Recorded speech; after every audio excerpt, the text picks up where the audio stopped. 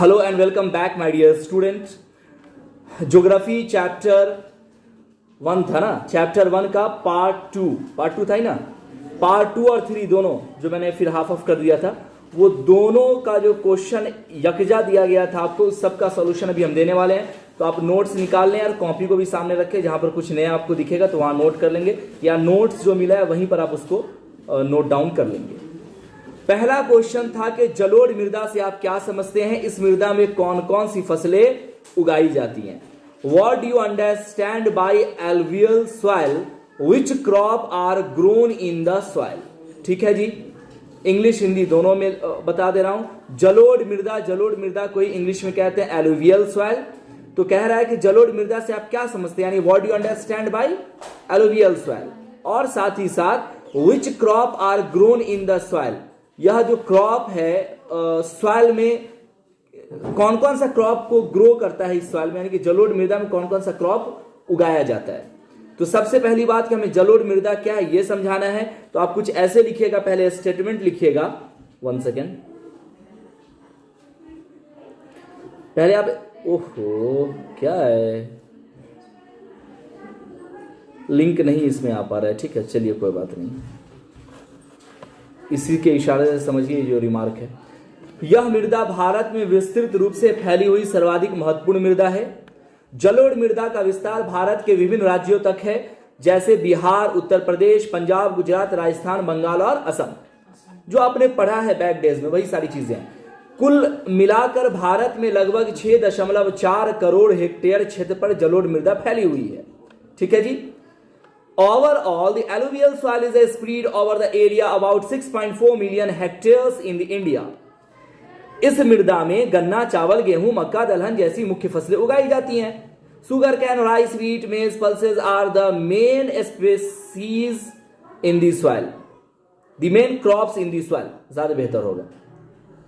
चलिए अगला देखो, क्वेश्चन क्या था, जलोढ़ मृदा से आप क्या समझते हैं, इस मृदा में कौन कौन सी फसलें उगाई जाती हैं। तो यहां से लेकर यहां तक जलोढ़ मृदा के बारे में है। अगर आप चाहें, चपाट सीधा बैठ, तो पहले सीधा बैठ, पूरा सीधा हो। अपना दिमाग लगाने से बेहतर है कि, तो आप चाहे, देखो यहां से यहां तक कह रहे हैं पेट में दर्द हो रहा है, इसमें इंग्लिश हिंदी दोनों मिक्स है। अगर आप चाहो तो इसमें से एक ही लाइन लिख दो, मेरा क्या जाता है। तो ये आपको अगर 3 नंबर में आता है तो आपको पूरा लिखना पड़ेगा, सिर्फ 2 नंबर में आता है तो ऊपर में से कोई भी एक लाइन ले लेना, नीचे में एक ये लाइन ले लेना, ये जो आपको है कि इसमें क्या क्या उगाया जाता है। तो अब यहां पे मेरे थोड़ी पता कि 1-2 नंबर में पूछेगा, 3 नंबर में पूछेगा, 2 का भी चांस बनता है, 3 का ही बनता है। तो मेरा तो काम है पूरा देना ना। अब जिस तरह से क्वेश्चन आएगा उस तरह से आप वहां लिख लीजिएगा। अब पॉइंट वाइज है, देखते हैं बड़के बड़के स्कूल में पढ़ते हैं आप लोग, वहां कैसे लिखाया जाता है। थोप के ना आंसर दे दिया तो हमको कहिएगा। आप खास तौर से डीपीएस की बात कर रहे हैं, बउआ देते रहेगा तब से हम यहाँ के डीपीएस को जानते हैं। मतलब आप लोग बउआ देते रहिएगा, पूरा थोप के आंसर देगा आपको, यहां से वहां तक एकदम एक पैराग्राफ में देगा। और बीच में का एक को वर्ड अगर भूले तो गए फिर अगला, क्योंकि याद ही नहीं आएगा। पॉइंट तो है नहीं, एक पॉइंट भूलेगा तो दूसरा पॉइंट याद आएगा, और वहां थोप के आपको पूरा पैराग्राफ देगा। यही तरीका ही है स्कूल का।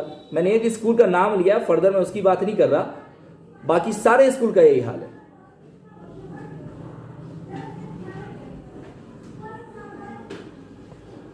जलोढ़ मृदा के विस्तार वाले राज्य का नाम बताएं, इस मृदा में कौन कौन सी फसलें उगाई जाती हैं। तो जलोढ़ मृदा का विस्तार भारत के विभिन्न राज्यों तक होता है, जैसे बिहार, उत्तर प्रदेश, पंजाब, राजस्थान, बंगाल और असम। सुधरोगे नहीं तुम लोग ना, टाइम देख, घड़ी देख। इस मृदा में देखो क्वेश्चन में आधा चीज वही है जो पिछले था। जलोढ़ मृदा के विस्तार वाले राज्य का नाम बताएं, तो ये भी आपको ऊपर दे रखा है। प्लस इस मृदा में कौन कौन सी फसलें उगाई जाती है ये भी ऊपर दे रखा है। देखिए यहां आपको दिया गया है कहां कहां तक फैला है, और यहां दे रखा है कौन कौन सा चीज उगाया जाता है। उसी चीज को आपको यहां भी लिख देना है, कुछ है ही नहीं है। Next, how is a crop rotation helpful in soil conservation, यानी फसल चक्रण मृदा संरक्षण में किस प्रकार सहायक होता है। यह आपने पढ़ा था बैक क्लास में, मैंने जहां पे टॉनिक का जो एग्जांपल लिया था, डिफरेंट टाइप का न्यूट्रिएंट्स एलिमेंट्स मिलता है, उसी को यहां पे लिख देना है, जो कि यहां पे लिख चुका है कि फसल चक्रण मृदा संरक्षण में अत्यंत सहायक होता है, क्योंकि इसके द्वारा मृदा के पोषण स्तर को बरकरार रखा जाता है। Crop rotation is very helpful soil conservation as it can maintain the nutritional level of the soil. Growing a pulse crop between two cereals crop is called a crop rotation. ठीक है, यानी कि growing the pulse crop, that mean दो धान्य फसलों के बीच जो दलहन फसलें होती हैं उसको उगाने की जो कला है उसे ही हम क्रॉप रोटेशन या फसल चक्रण कहते हैं। आप चाहें तो सिर्फ पहला वाला पैराग्राफ लिख के भी छोड़ सकते हैं, क्योंकि यहां पर तो ये बताया गया कि फसल चक्रण होता क्या, तो ये लिखना आपके लिए अनिवार्य नहीं है। अगला, भारत के किन किन भागों में नदी डेल्टा का विकास हुआ है, यहां की मृदा की क्या विशेषता है। समझिएगा, नोट्स में आपके जिस तरह से दिया गया है ये वाला आंसर हूबहू वैसा नहीं होगा, आपको देख के लग जाए कुछ अलग है यहां, तो बहुत ध्यान से देखिएगा। भारत में किन भागों में नदी डेल्टा का विकास, नदी डेल्टा क्या मैंने कल बताया था, कोई आदमी बता सकते हो कि नदी डेल्टा किसे कहते हैं? हाँ बोलिए, कौन बोला? रिवर के साइड से बोलिए, प्रयास कीजिए। रिवर का साइड तो बहुत सारा होता है, इधर वाला इधर वाला सारी नदियां जाके मिलती है, जैसे महासागर, उन सब में जो मिलती है उसको आप ये बता देते। हाँ, तो नदी का साइड इसको नहीं बोलेंगे ना, नदी का अगर साइड बोलेंगे तो साइड तो बहुत सारा, मैं बोलूँ कि मेरा साइड तो चारों तरफ से हो सकता है। तो नदी का वो साइड जहां से वो नदी, मैंने एक एग्जाम्पल लिया था नाली का, कि नाली का जो लास्ट पोर्शन है जहां से पानी गिर रहा होता है टैंक में, या जो भी आपका बना हौज बना हुआ है या फिर सरकारी नाला है, तो वो जो लास्ट पोर्शन है जहां से आपके घर का नाला वो सरकारी नाला में गिर रहा है या हौज में गिर रहा है, तो वो जो पोर्शन है ना वो हमारा क्या कहलाएगा? नदी डेल्टा। यानी नदी, अब ये नली को ही मत समझना नदी डेल्टा, एग्जाम्पल बताएं कि नदी का वैसा हिस्सा जो अपने पानी को या मवाद को किसी दूसरे महासागर में डाल रहा होता है, और वो जो स्पॉट स्पेस होता है उसे हम नदी डेल्टा कहते हैं। तो प्रश्न था कि भारत के किन भागों में नदी डेल्टा का विकास हुआ है, यहाँ की मृदा की क्या विशेषता है। तो भारत के पूर्वी तटीय भागों में नदी डेल्टा का विकास हुआ, आपने देखा ही था, दैट मीन कोस्टल पार्ट्स में, ईस्टर्न कोस्टल पार्ट। अब इसकी विशेषता क्या? पहली बात कि mainly alluvial soil is found here, यहां मुख्यतः जलोढ़ मृदा पाई जाती है, और sand is silt and a clay are found in the soil here. कहने का मतलब है कि यहां की मृदा में बालू, सिल्ट एवं मृतिका पाई जाती है। ठीक है, आगे देखें, यहां की मृदा का रंग धुंधला से लेकर ललिमा लिए भूरे रंग का होता है। The colour of the soil here the varies from grey to the reddish brown. ठीक है, कितना आसान, बोलो बोलो। अब स्कूल में तो पढ़ाई नहीं हुआ होगा, शुरू भी नहीं हुआ होगा। देखना इस आंसर उस आंसर में कितना जमीन आसमान का फर्क आया था, वो कौन सा ज्यादा आसान लगे खुद ही तय कर लेना। तो खुद से लिखने के लिए पहले उस लायक बनिएगा तब ना लिखिएगा। ऑफ कोर्स, अब एक भी क्वेश्चन तो खुद से बना के ला नहीं रहे अभी आप लोग, और खुद से लिखेंगे पूरा सिलेबस। तो जैसे अभी मैंने आंसर दे रहा, कितने लोग लिख के लाए हैं? एक आध कॉपी निकली हुई है सामने, बाकी किसी का नहीं निकला है। तो अभी तो आप कर नहीं रहे पूरा सिलेबस, खुद से क्या कीजिएगा? कहना बड़ा आसान होता है।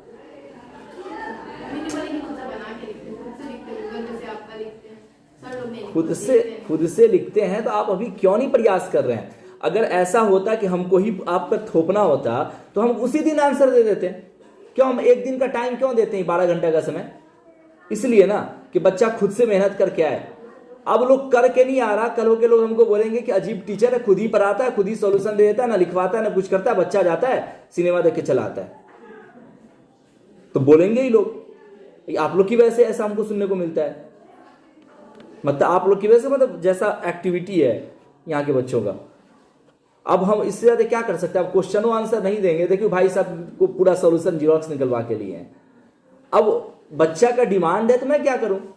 मेरा एक समय है कि इतना समय आपको मैंने दिया बनाने का, अब बनाओ तो वेलकम, नहीं बनाओगे तो हम तो आगे बढ़ेंगे ही। देखिए आगे, यही सब बात है। क्या चीज है? मृदा निर्माण। हाँ, मृदा निर्माण का कारक भाई साहब, ये भी आपके नोट्स में नहीं था और जान से नहीं था। थोड़ा बहुत खुद से मेहनत करो, इसीलिए तो देते हैं। खुद से बनाना बड़ी अच्छी बात है, इसके तो समर्थक है, तभी तो कुछ क्वेश्चन वहां बाउंस छोड़ते हैं। मैं सिलेबस शुरू करने से पहले ही आपको बताया था कि कुछ क्वेश्चन आपको दिया जाता है जान से कि आप खुद भी उसका स्टडी करें। तो मृदा निर्माण कैसे होता है? सॉइल फॉर्मेशन बचपन से पढ़ते आ रहे हैं कि वेदरिंग रॉक प्रोसेस, पत्थरों के टूटने से मृदा का निर्माण होता है।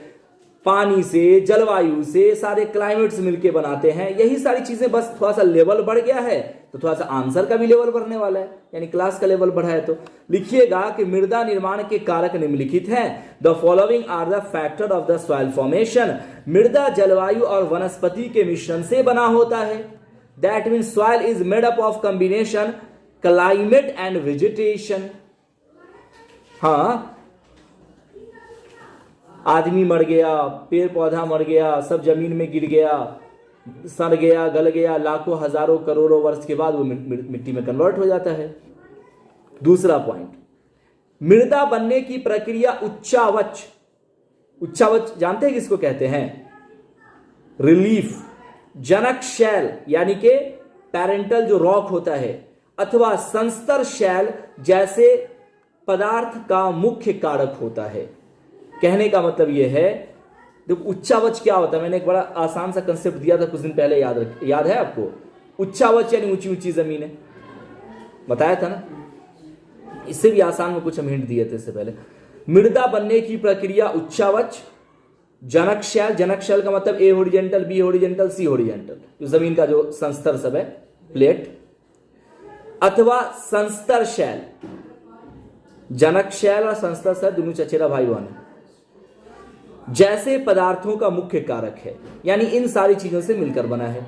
The process of the soil formation is the main factor of material like relief, parental rock और बेड रॉक। इसीलिए यहां पे इंग्लिश में OR दिया गया है, ठीक है? दोनों एक दूसरे लगभग एक ही चीज है। प्रकृति के अनेक तत्व जैसे तापमान परिवर्तन, बहते जल की क्रिया, पवन, हिमनदी और अपघटन क्रियाएं आदि मृदा बनने की प्रक्रिया में योगदान देते हैं। पढ़े होइएगा बचपन से ये सब। Many elements of natural like temperature change, action of running water, wind glaciers and decomposition activities etc contributes to the process soil formation. है कि नहीं? बहुत ज्यादा गर्मी पड़ता है, पत्थरें फूटने लगते हैं। बहुत ज़्यादा बारिश होता है, उसमें बारिश की बूंदें जाते जाते जाते जाते फिर वो टूटता है। टूटने के बाद बहुत सारा हवा चलता है, फिर आपस में टकराता है, बारिश होता है, फिर टकराता है। अलग अलग जो क्लाइमेट का जो है वो एक्शन परिवर्तन होता रहता है। उससे लाखों करोड़ों वर्षों के बाद जाके एक मुट्ठी की मिट्टी बनता है। एक मुट्ठी मिट्टी बनने में मिलियंस ऑफ ईयर्स लग जाते हैं, और हम लोग कितना आसानी से उसको बर्बाद कर देते हैं। हम तो नहीं करते भाई, बचपन में कहीं किए होंगे, पता नहीं, याद नहीं। मृदा में होने वाले रासायनिक तथा जैविक परिवर्तन भी मृदा के महत्वपूर्ण कारक हैं। जी हाँ, chemical and biological changes in a soil are also important factor of the soil.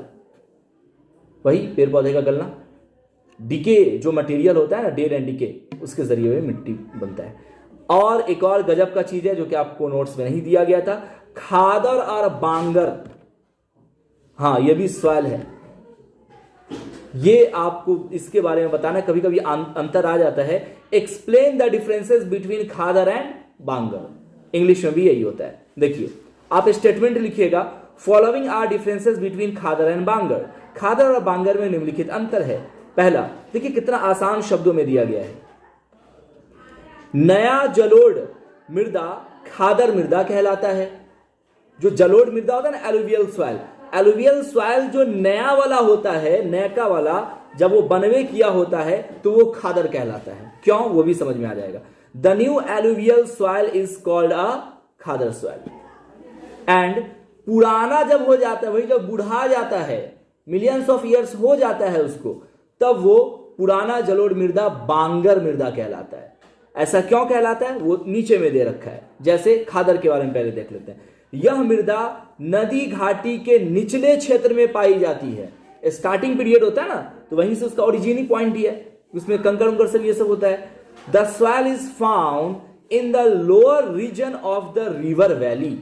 और बांगर की बात करें बेटा, तो यह मृदा बाढ़ के स्तर से लगभग 300 मीटर की ऊंचाई पर पाई जाती है।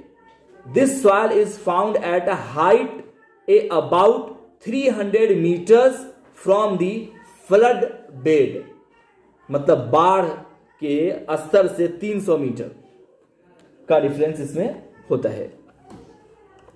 यह मृदा गठन में महीन होती है, यानी इसका जो फॉर्मेशन होता है वो फाइन पार्टिकल से होता है, इसीलिए स्टार्टिंग पीरियड का कहलाता है।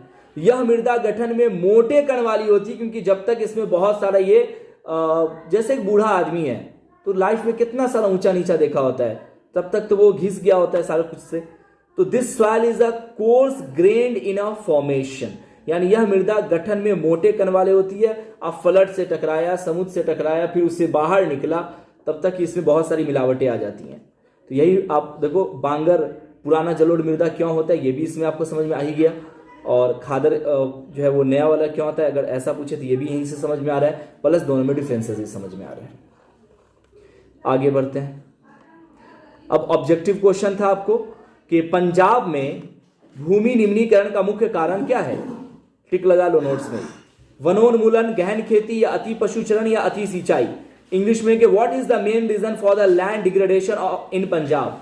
पंजाब में जमीन का टूट जाना, बह जाना, कट जाना, ऐसा क्यों होता है? ऐसा इसलिए होता है कि एक्सेस इरिगेशन। हम सब लोग जानते हैं कि पंजाब में बहुत ज्यादा खेतियां होती हैं। कहां ध्यान है बॉयज तुम लोगों का? नोट्स होता है, ऐसे निकाले नहीं हुए थे क्या? अभी हड़बड़ा रहे हैं एक बैग। सुपानी कृषि प्रचलित है, that mean steep agriculture is a prevalent in. कहां है ये? उत्तराखंड में है, ध्यान रखिएगा, उत्तराखंड।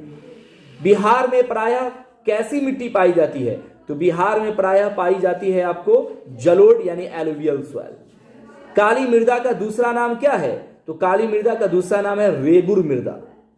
हाँ, और काली मिट्टी उपयुक्त होती है किस चीज के लिए? तो आपने पढ़ा था कि कपास के लिए होता है। मेढक के प्रजनन प्रक्रिया को बाधित करने वाला रसायन कौन सा है? तो यह है आपको एंड्रिन, ये आपको बायो में भी पढ़ना है। मरुस्थलीय मृदा का विस्तार निम्न में से कहां होता है? तो मरुस्थलीय मृदा का विस्तार राजस्थान से होता है। मरुस्थलीय मृदा का विस्तार भारत के डॉट डॉट राज्य में होता है, तो वेस्टर्न यानी कि पश्चिमी इलाका में होता है। ठीक है, ये आपको था, पूरा आपका समाप्त हो चुका। ये सारे क्वेश्चंस को आप कवर कर लीजिएगा। आपको 18 मिनट के अंदर में सारा आपको 2 पार्ट का टोटल सॉल्यूशन आपको एक साथ दे दिया गया। कोई दिक्कत तो नहीं होगा? Thank you.